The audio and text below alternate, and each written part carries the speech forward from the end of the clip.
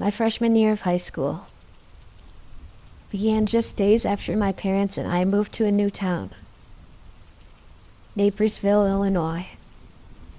They told me about the move just weeks before it happened. I was opposed to the idea, to say the least. I had spent my entire life in Kentucky. It was where all my friends were.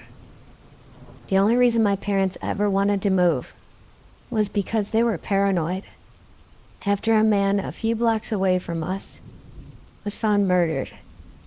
This was undeniably concerning, but the idea of moving away because of it was completely absurd, which is exactly what I told my parents. But it didn't matter what I said. They insisted that we leave as soon as possible. They chose Naperville because it was the town in which they'd spent their childhoods. I was enrolled in Southview High School, the same high school they attended. It was my first day there. I was eating lunch in the cafeteria, and as one could expect, I was alone. I didn't know a single person in the entire school. At the moment, this didn't matter to me. I was in no mood to socialize. I thought about my friends back in Kentucky. It was still summer for them. As my new school started a week early, for whatever reason, they were probably all playing Xbox together, and I was missing it. I looked up to see an older boy walking in my direction. He was probably a senior, or at least a junior. I expected him to just walk right past me, so I was surprised when he took a seat across from me. "Hi," he said. "My name's Rupert."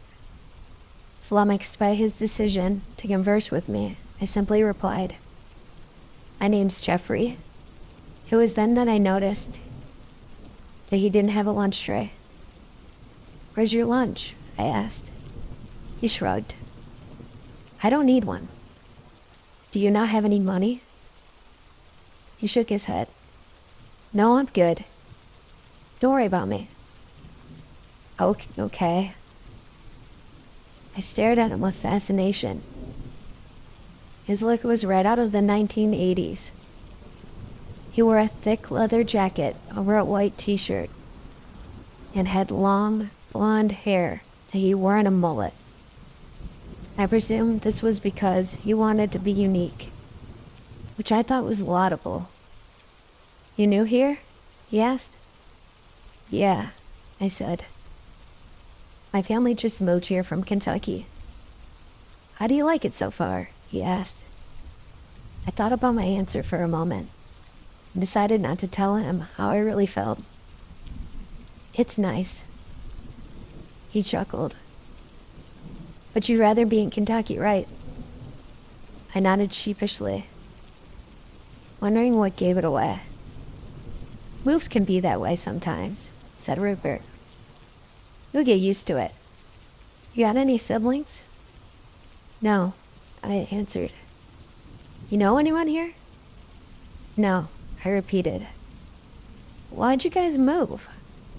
Well, I rolled my eyes, just thinking about how ludicrous the answer would sound. "A guy in our neighborhood got murdered. My parents got scared and wanted to get out of there." "So I take it they never caught the murderer," said Rupert. "Yeah, I don't think they have. Parents are weird," Rupert said, after a brief pause. This I could agree. "Have you ever looked into your parents?" he asked curiously. I was perplexed. "What? You mean like Googled them?" Yeah. Something like that." "No," I answered. "Why?" He shrugged again. "You'd be surprised what you'd find. You should do it sometime." "Okay," I said, still a bit mystified. Lunch ended shortly after. 4 hours later, I was sitting up in my room, working on my math homework. My teacher assigned a double-sided worksheet on the first day, something that had never happened at my old school, or any other school I'd been to. The moment I finished the worksheet, I stood up and walked to the door. I could finally go play Xbox. I hoped that some of my friends would be online. But just before I left the room, I remembered Rupert telling me to look up my parents. I couldn't deny that I was a little curious. I decided to do a quick search and walked over to my computer. Looking back, it would have made more sense to search for them individually, but I Googled them simultaneously, typing in my mother's name, followed by my father's. The first link I found was to an article about a 17-year-old boy who had been murdered. Both surprised and intrigued, I clicked on it. It was an old article from 1987.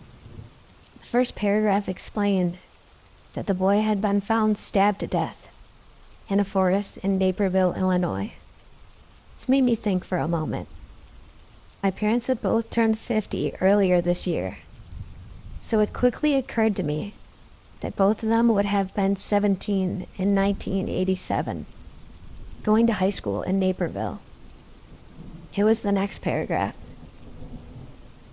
that made my blood run cold.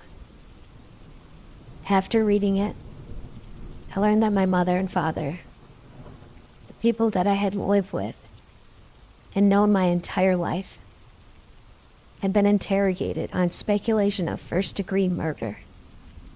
They were the last people to have been seen with the boy, but they were never prosecuted due to a lack of evidence.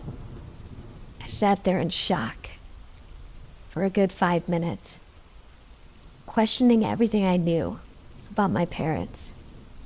I told myself several times that they were not murderers, and the fact that they had been with the victim the same day he was killed was purely a coincidence. I became more confident that this was the truth, and finally looked back at the article to see if there was any more information, which there was. At the bottom of the page was a picture of the murdered boy. It was Rupert.